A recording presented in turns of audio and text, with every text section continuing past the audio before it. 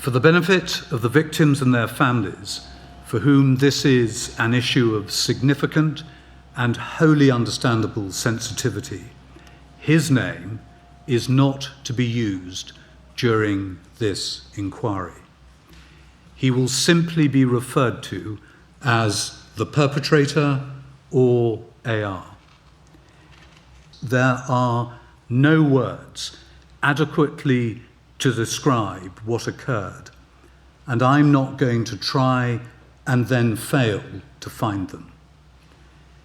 Instead, I simply observe that his crimes impose the heaviest of burdens on our society to investigate speedily but comprehensively how it was possible for AR to have caused such devastation, to analyse the decisions that were or were not taken by multiple individuals and organisations, given his deteriorating and deeply troubling behaviour, to identify without fear or favour all of the relevant failings, and to make comprehensive, sensible and achievable recommendations to ensure we have the best chance of intervening with and preventing others who may be drawn to treating their fellow human beings in such a cruel and inhuman way.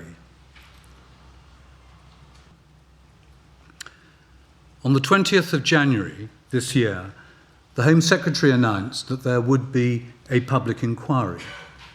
Work started as soon as my appointment was approved on the 4th of April, and the inquiry was formally announced on the 7th of April. It will have 2 phases. During the first, which will occupy us for the rest of this year, we will investigate the relevant circumstances surrounding the attack and the events leading up to it. This will include analysing the perpetrator's history and his dealings with all of the relevant agencies. We will identify the decisions that were made or not made, how information was shared, and the extent to which the risk he posed was addressed, along with any missed opportunities to prevent what occurred. This will necessarily be wide-ranging, encompassing the criminal justice system, relevant events during his education, his engagement with social and healthcare, his relationship with his family, and much else besides. During the second phase, commencing and completing next year, we will consider the wider phenomenon of children and young people who are being drawn into extreme violence, determining what can and should be done to reverse this troubling trend. I am deeply conscious that this is yet another public inquiry. The perpetrator's responsibility is clear. Whilst there was no criminal trial, many of the events regarding the attack itself have been established by the investigation leading up to his guilty pleas in the Crown Court. Many ask, therefore, why has the government set up another inquiry, given we already know what happened?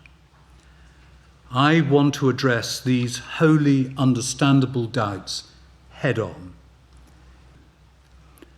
There is, in my mind, absolutely no doubt that the 2 phases of this inquiry are a truly critical undertaking. We need to understand what went wrong and thereafter to identify and implement the most effective measures to ensure, to the extent that we are able, that there is no repetition. As a society, we are not helpless when confronted with individuals who are known to be contemplating acts of such depravity. And although no solution will be foolproof, we can identify all of the robust steps which should be taken to protect ourselves, and particularly the most vulnerable, from horrors of this kind, and this must be undertaken at speed to provide answers for the victims and their families, and to identify all of the changes that urgently need to be made.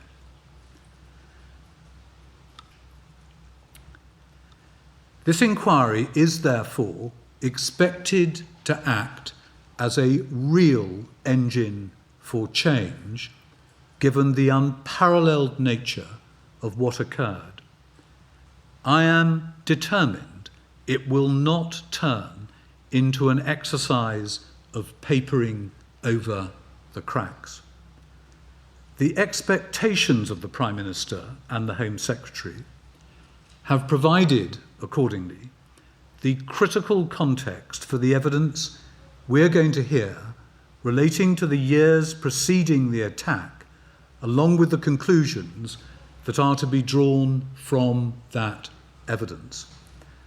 But these factors, if correct and when taken together, tend to suggest that far from being an unforeseeable catastrophic event, the perpetrator over a number of years posed a very serious and significant risk of violent harm, with a particular and known predilection for knife crime.